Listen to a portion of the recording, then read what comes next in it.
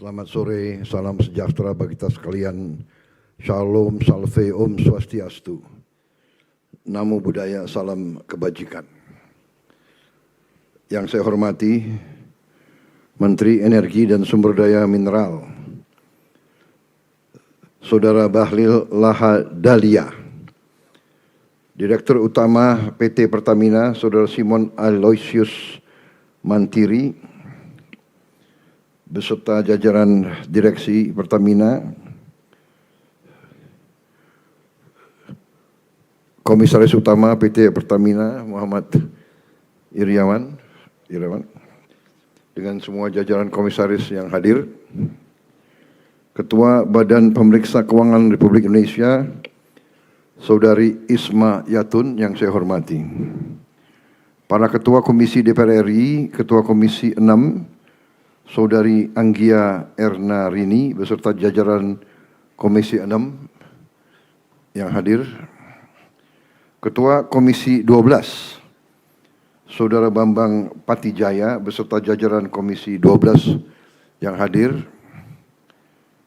para Menteri dan Wakil Menteri Kabinet Merah Putih yang hadir, Menko Infrastruktur dan Pembangunan Kewilayahan, Saudara Agus Harimurti Yudhoyono, Menteri Luar Negeri, Saudara Sugiono, Menteri Sekretaris Negara, Saudara Prasetyo Hadi, Panglima Tentara Nasional Indonesia, Jenderal TNI Agus Subianto,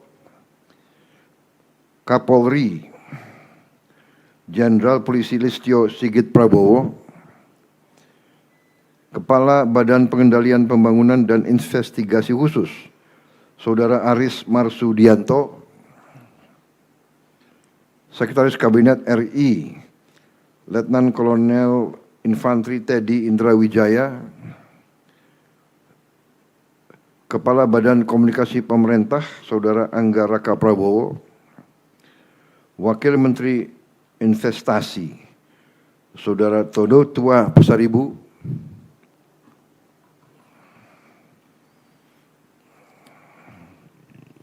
coba dicatat tidak hadir. Yang saya hormati Gubernur Kalimantan Timur, Saudara Rudi Masud,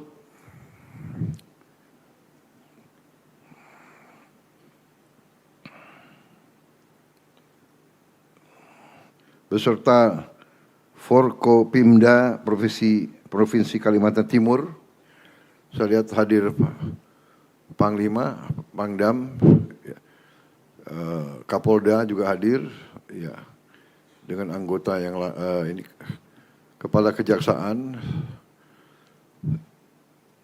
dan anggota Forkopimda yang lain, Wali Kota Balikpapan. Oh tadi Saudara Rudi adalah Gubernur, Saudara Rahmat Wali Kota. Ini saudara ini, kakak adik. Oh, kakak adik ya. Gak apa-apa, asal dipilih benar ya.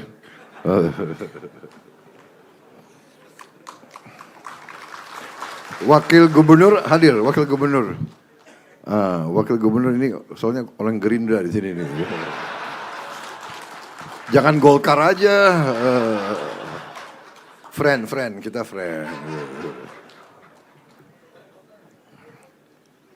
Hadir juga saya dicatat di sini Sultan Kutai Kartanegara, Ing Marta Dipura Sultan Aji Muhammad Arifin. Hadir. Oh, yang mulia. Sultan kok ditaruh di belakang? Di depan. Yang saya hormati dan banggakan para tokoh masyarakat, tokoh agama, serta seluruh hadirin undangan, rekan-rekan pers dan media yang turut hadir. Saudara-saudara sekalian, tentunya kita selalu memanjatkan puji syukur kehadirat Tuhan Maha Besar, Maha Kuasa, yang memiliki sekalian alam. Hanya kepadanya lah kita berdoa dan hanya kepadanya lah kita meminta pertolongan. Kita bersyukur atas segala karunia, kebaikan, kedamaian yang masih diberikan kepada kita. atas segala kesehatan diberikan kepada kita sehingga kita dapat berkumpul di sore hari ini untuk melaksanakan suatu acara yang bersejarah, yaitu peresmian infrastruktur energi terintegrasi Pertamina Refinery Development Master Plan Balikpapan. Tadi kita sudah disebut bahwa acara seperti ini pernah dilakukan tahun 94. Berarti 32 tahun yang lalu. Ya lumayan, cukup bersejarah. Tentunya saya menyambut bahagia dan merasa sangat bangga atas yang kita hasilkan hari ini dengan peresmian ini. Dan saya ucapkan terima kasih kepada semua unsur, semua pihak, semua jajaran personelia yang bekerja keras sehingga kita berhasil mencapai hal ini. Para insinyur, para pekerja, aparat keamanan, pemerintah daerah, manajemen dan masyarakat Balikpapan serta Kalimantan Timur. Ini adalah prestasi yang sangat penting bagi negara dan bangsa. Kita mengerti bahwa peradaban modern itu tergantung hal-hal yang esensial bagi berdirinya sebuah negara merdeka. Tentunya pertama, negara merdeka harus bisa menghasilkan pangannya sendiri. Ini sangat mendasar. Tidak masuk akal suatu negara ingin merdeka kalau tergantung makan dari luar negara tersebut. Dan ini harus kita yakini. Yang kedua, selain pangan, energi juga harus bisa kita hasilkan sendiri. Dan alhamdulillah sebenarnya bangsa Indonesia diberi karunia yang luar biasa dari Yang Maha Kuasa. Kita punya sumber-sumber energi yang sangat besar. Cadangan batu bara kita salah satu yang terbesar di dunia. Kita juga punya kemampuan menghasilkan energi dari tanaman, dari kelapa sawit kita bisa hasilkan solar, diesel, biodiesel. Dari batu bara kita bisa hasilkan gas, kita juga bisa hasilkan bensin, kita bisa hasilkan produk-produk energi lainnya. Kita bisa produksi DME yang merupakan bisa menggantikan import LPG kita dari luar. Kita juga punya geotermal terbesar di dunia yang belum kita manfaatkan secara maksimal. Juga kemampuan kita di energi dari air dan juga saudara-saudara ke depan kita juga akan mengembangkan tenaga surya dengan panel-panel. Kita akan listrifikasi sehingga kita sungguh-sungguh dapat menghasilkan energi kita sendiri. Tidak perlu kita import energi dari luar. Ini sasaran kita. Kita harapkan dalam 5 tahun kita bisa mencapai ini. Tapi tidak ada masalah kalau tidak 5 tahun, tahun ke-6. Kalau tidak tahun ke-6, tahun ke-7. Yang penting kita harus menuju ke situ. Tapi siapa tahu dengan kerja keras kita bisa menghasilkan lebih cepat. Sebagai contoh, waktu saya mengambil alih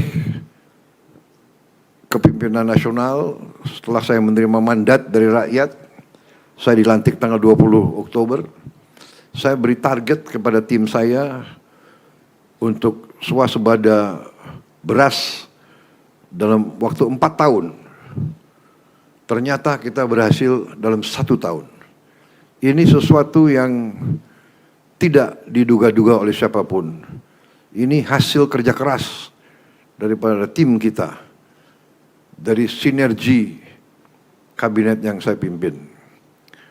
KL bekerja sama semuanya. Kita memangkas regulasi yang tidak masuk akal. Dulu pupuk sulit, langka, para petani menjerit. Pabrik pupuk milik negara. Pupuk kita subsidi. Tetapi sampai ke petani sangat sulit. Waktu itu ada 145 peraturan.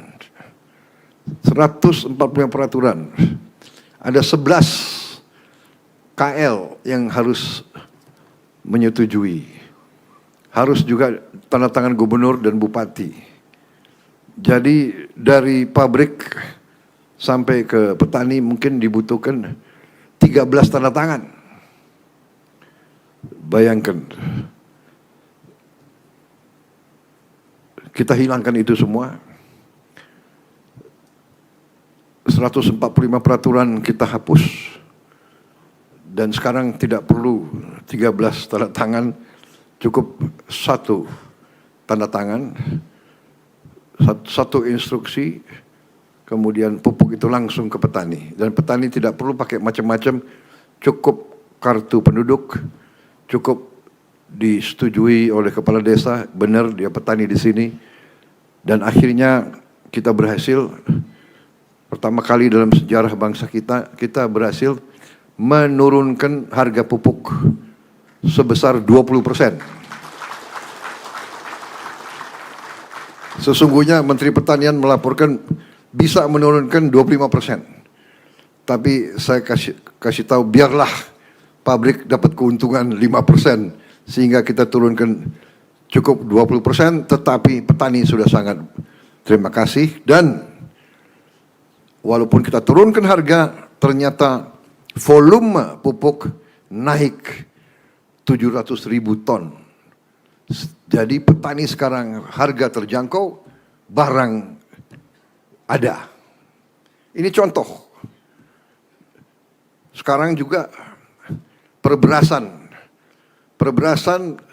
Petani-petani beras sekarang penghasilannya naik. Nilai tukar petani naik. Dari 106 menjadi 125, tertinggi selama sejarah Republik Indonesia.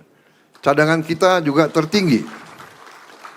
Produksi kita, beras kita tertinggi selama sejarah Republik Indonesia. Saya kira harus diakui prestasi dan pekerjaan daripada tim ekonomi kita, tim pertanian kita membanggakan.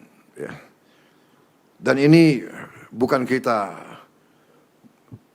menepuk dada, tapi ini harus kita lakukan. Kita harus jadi bangsa yang percaya diri. Kita harus jadi bangsa yang bangga dengan prestasi kita. Kita tidak boleh jadi bangsa yang rendah diri. Bangsa yang selalu merasa kalah. Merasa selalu tidak mampu bersaing sama bangsa lain. Kita tidak boleh. Di setiap bidang kehidupan kita harus menjadi bangsa yang kuat, bangsa yang percaya diri, bangsa yang mampu berdiri di atas kaki kita sendiri. Karena itu saya berbahagia, bangga. Hari ini satu langkah lagi di bidang energi kita menuju kemampuan kita untuk mandiri, kemampuan kita untuk berdiri di atas kaki kita sendiri. Kita tidak boleh tergantung energi kita dari luar. Tidak boleh. Kita ingin merdeka dan kita mampu. Kita miliki semua. Diberi karunia oleh Yang Maha Kuasa. Tinggal kita mampu atau tidak sebagai bangsa. Masalah kita harus akui. Jangan kita tutup-tutupi. Pertamina yang sebenarnya adalah national champion kita. Pertamina mungkin satu-satunya perusahaan Indonesia yang masuk Fortune 500. Ya, satu-satunya perusahaan Indonesia yang nilainya adalah 100 miliar dolar. Dan harusnya menghasilkan yang lebih baik lagi untuk negara dan bangsa. Dan kita harus mengakui bahwa beberapa tahun belakangan rakyat pun merasa bahwa terjadi manajemen, terjadi permainan-permainan tidak sehat di Pertamina dan di pengaturan ESDM kita. Ada pihak-pihak, saya tidak mengerti, ya, orang-orang Indonesia yang pintar tapi serakah, mengatur mau import dari luar. Dengan import dari luar, dia manipulasi harga dan dia kutip sehingga ada pihak segelintir orang yang kaya raya di atas penderitaan rakyat. Karena itu, waktu saya menjadi presiden, saya bertekad untuk membersihkan Pertamina. Saya angkat saudara Simon Aleosius dengan beberapa anak-anak muda.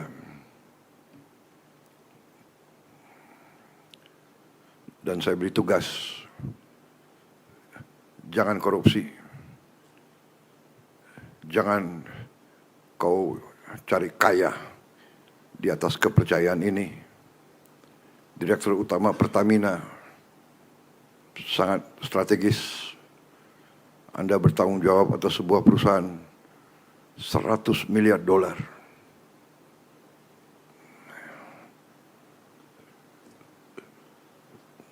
Godaan akan banyak, tapi saudara harus teguh dengan semua jajarannya. Dan saya kasih wewenang seluas-luasnya. Siapa yang Anda nilai tidak bagus, pecat. Jangan ragu-ragu. Demi bangsa dan rakyat harus tega. Nggak ada itu. Banyak anak muda yang hebat-hebat. Cari. Saudara-saudara, ini tekad kita semua. Terus saya pesankan, mari kita hasilkan untuk rakyat kita pemerintahan yang bersih, manajemen yang amanah, mengelola sumber kekayaan bangsa dengan sebaik-baiknya. Saudara-saudara sekalian, malu kita dengan bangsa lain dan malu terutama dengan rakyat kita.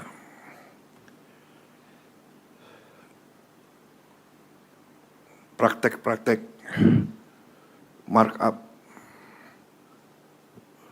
penipuan.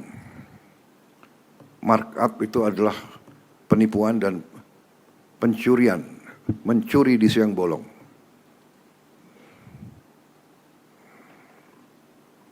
Dan sekarang teknologi ada sehingga cepat ketahuan kalau markup. Kalau ada pejabat yang ingin melaksanakan praktek-praktek lama, saya kira sangat keliru. Kita prihatin. Saya tidak tahu berapa direksi Pertamina yang sudah masuk penjara, saya tidak tahu. Karena negara dan bangsa membutuhkan dan menuntut manajemen yang terbaik. Kelola dengan baik, Saya sangat terkesan tadi Direktur Utama mengatakan menggunakan istilah Pertamina Wira, Perwira. Ini luar biasa, ini saya kira nafasnya seperti itu. Nafasnya harus seperti itu. Bangsa-bangsa yang bangkit, bangsa-bangsa yang kuat. Kita harus contoh. Jepang, Korea, bangsa yang tidak punya sumber daya seperti kita, tapi kuat. Nasionalismenya kuat. Kalau tidak salah semua perusahaan di Korea, di Jepang, ada saatnya mereka semua berdiri lagu kebangsaan dikumandangkan. Semangat nasionalis, semangat patriotik, cinta tanah air ini yang harus mendorong semua jajaran Pertamina, terutama yang paling atas, karena kita mengerti sifat manusia yang menentukan adalah para pemimpin. Jadi pemimpin itu harus ingarso sung tulodo, memberi contoh. Kalau pemimpinnya maling, anak buahnya tidak semangat. Pengalaman saya di tentara, pemimpin itu maling, cepat anak buah tahu, cepat sekali. Mungkin orang luar tidak tahu, mungkin BPK bisa dikibulin, KPK bisa dikibulin, tapi anak buah akan tahu.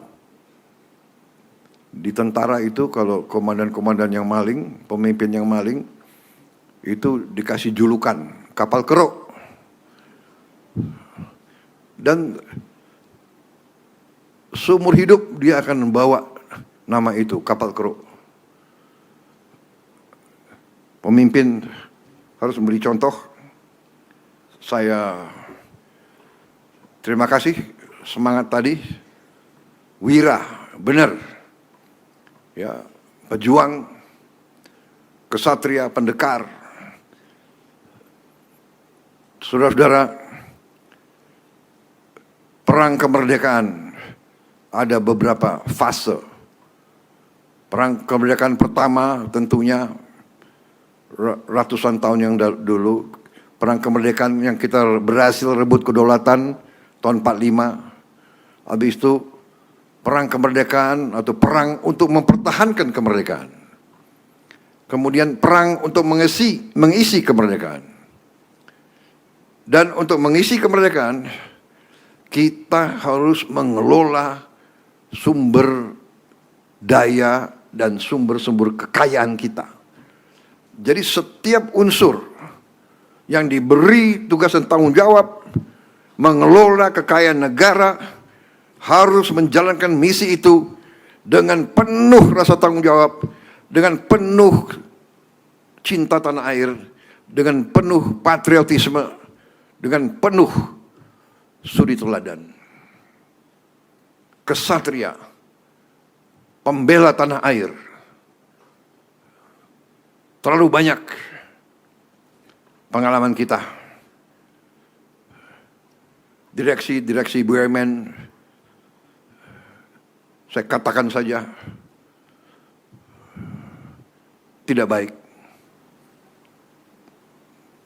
Saya beri tugas kepada Kepala Danantara dan beberapa menteri-menteri yang bertanggung jawab untuk membersihkan semua BUMN. BUMN sangat banyak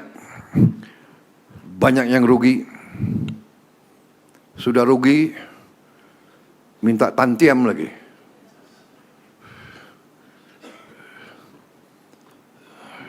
Nggak tahu malu. Dablek menurut saya. Kalau nggak mau, kalau nggak sanggup mengabdi dengan penghasilan yang tersedia, berhenti saja, segera minta berhenti. Banyak yang siap gantikan, saudara-saudara. Saya percaya banyak yang siap gantikan. Saya kira Yang paling penting itu kita menuju swasembada energi, kita mampu. Selama ini menurut saya tidak ada will. Selama ini banyak di posisi manajemen, di posisi kritis, membohongi atasan, menipu atasan, menipu presiden untuk mencari keuntungan pribadi. Sekarang harus hentikan seperti itu. Kita harus benar-benar menjaga kekayaan negara, karena kita butuh itu untuk memperkuat bangsa kita, menghilangkan kemiskinan, menghilangkan kelaparan, mengejar industri, mengejar teknologi untuk kita hadapi tahun-tahun yang akan datang. Sudah persaingan global sekarang sangat ketat. Kalau kita tidak kuat, tapi kita kaya, bisa-bisa kekayaan kita direbut. Karena itu kita harus bekerja keras. Program hilirisasi kita membutuhkan uang. Tapi saya optimis dengan pengelolaan yang baik, kita akan mampu mencapai tujuan hilirisasi itu. Tahun ini dalam waktu dekat, saya diberi laporan kita akan mulai 34 proyek waste to energy, yaitu sampah kita rubah, kita bersihkan menjadi listrik. Ini sangat penting karena kita butuh sekarang membersihkan sampah kita dari kota-kota kita. Sampah itu sudah menumpuk luar biasa. Ini sudah akan menjadi bencana. Belasan tahun tidak bisa kita wujudkan proyek sampah yang baik. Kita sekarang akan mulai 34 proyek. Tendernya dibuka mungkin hari-hari ini. Tapi ini butuh waktu 2 tahun sampai berfungsi. Kita juga dalam waktu berapa minggu ini, kita akan mulai, kita harapkan minimal 6 proyek hilirisasi. Mungkin bisa sampai 11. Nilainya adalah kurang lebih 6 miliar dolar. Dan kita juga akan menerima investasi besar-besaran dari luar. Saya perkirakan cukup besar investasi yang akan masuk. Kita untuk itu harus benar-benar siapkan awak, siapkan manajemen, siapkan manajer-manajer muda yang bisa menjaga, mengelola proyek-proyek ini. Total kita butuh sampai industrialisasi yang benar mungkin rencananya mungkin 10 tahun sampai 15-20 tahun. Tapi kita ingin mempercepat. Saya sangat optimis ini bisa berjalan. Saya orang yang tidak suka banyak janji, sehingga mungkin saya dituduh kurang komunikatif, tapi sekarang saya sudah buktikan. Yang dulu dikatakan MBG, makan bergizi, tidak mungkin berhasil. Ada tokoh-tokoh mengatakan, tidak mungkin berhasil, pasti gagal. Tapi ternyata hari ini kita sudah mencapai 58 juta penerima manfaat. 58 juta.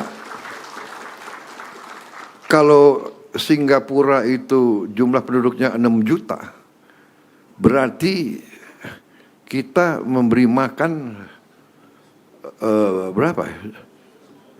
9 ya? 9 Singapura.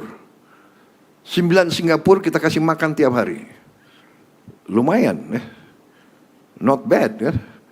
Negara yang selalu dianggap nggak bisa apa-apa, kita bisa kasih makan 58 juta orang tiap hari, termasuk ibu hamil. Diantar makan ke rumah, termasuk lansia, diantar makan ke rumah. Not bad, saudara-saudara sekalian. Dan insya Allah, dan saya percaya yakin, akhir tahun 2026, Desember 2026, kita akan mencapai 82 juta penerima manfaat.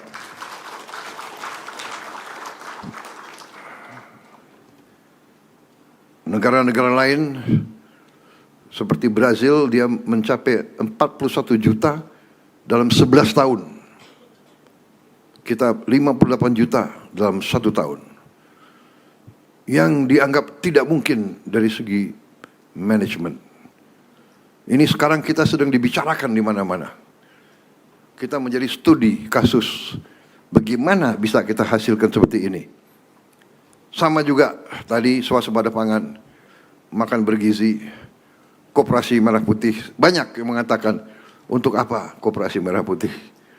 Kita akan buktikan. Akhir Desember 2026 nanti akan ada minimal 40.000 koperasi. Sudah beroperasi, sudah berjalan. Ekonomi nanti bergerak dari bawah. Pertumbuhannya nanti akan membanggakan kita semua. Saudara-saudara sekalian, saya kira itu yang ingin saya sampaikan. Selamat. Terima kasih Pertamina. Terima kasih ESDM.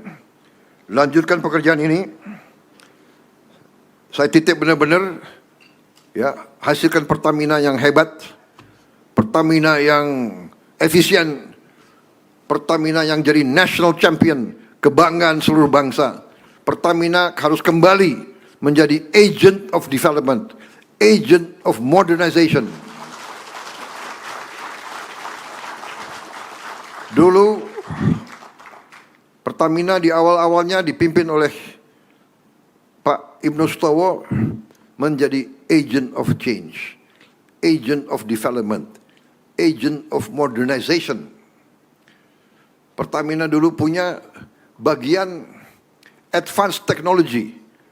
Dimulai dari Pertamina. Advanced technology ini dipimpin oleh seorang insinyur pulang dari Jerman namanya B.J. Habibie. Bagian ini di Pertamina akhirnya menjadi BPPT. Akhirnya menjadi Nurtanio, IPTN, PTDI, menjadi PT PAL, dan sebagainya, dan sebagainya. Pertamina, agent of change, agent of development, agent of modernization. Pertamina dulu, Pak Ibnu Sutowo yang menggagas food estate, mulai dikerjakan di Sumatera Selatan. Tapi ya tentunya yang disampaikan Menteri SDM, ada pihak-pihak yang selalu, menurut saya, tidak patriotik di dalam tubuh kita, tapi mungkin saya tidak mengerti apa sudah dibeli oleh bangsa lain, akhirnya berusaha menggagalkan kemampuan kita sendiri, menggagalkan prestasi kita sendiri. Kita dibuat tergantung, import beras, import garam, import negara, 3/4-nya laut, import ikan. Luar biasa. Iya kan? Saya diberitahu juga oleh para pakar, cadangan minyak kita sangat besar, cadangan gas kita sangat besar, tinggal kita mengelola dan mengejarnya. Saya minta ya ESDM segera perluas eksplorasi, segera mempermudah mereka yang mau eksplorasi, ya. Jangan dikutip-kutip di depan. Jaga terus kepercayaan rakyat. teruskan prestasi ini. Semoga kita semua diberi kebaikan oleh Yang Maha Kuasa. Terima kasih. Wassalamualaikum warahmatullahi wabarakatuh. Shalom salve. Om Santi Santi Om. Namo Buddhaya. Salam kebajikan. Rahayu Rahayu. Terima kasih. Selesai.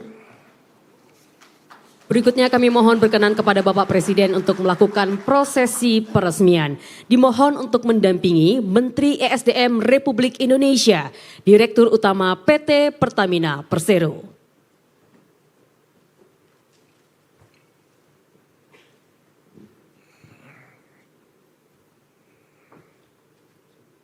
Siapa lagi yang mungkin Komisaris Utama kita undang ke depan? Ibu Ketua BPK, Menko,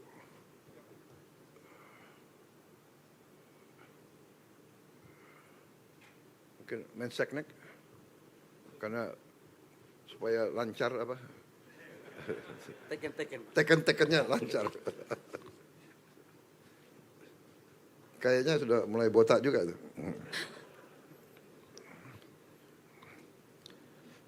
Baik ya, dengan mengucap Bismillahirrahmanirrahim. Pada sore hari ini Senin 12 Januari 2026, saya Prabowo Subianto, Presiden Republik Indonesia, dengan ini meresmikan infrastruktur energi terintegrasi Pertamina RDMP Balikpapan.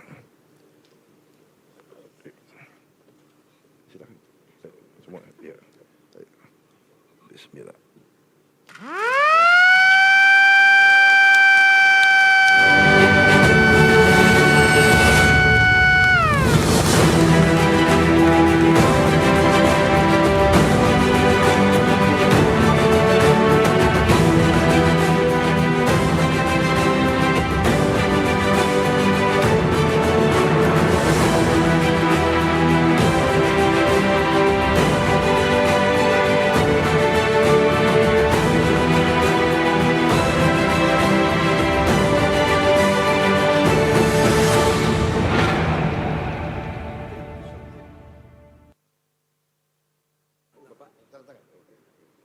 Ini paling penting.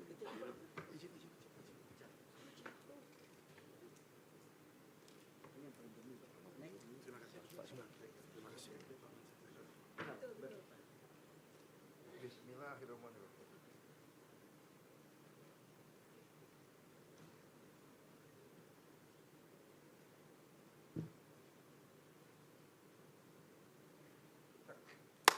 Dengan demikian maka infrastruktur energi terintegrasi Pertamina RDMP Balikpapan telah diresmikan oleh Presiden Republik Indonesia.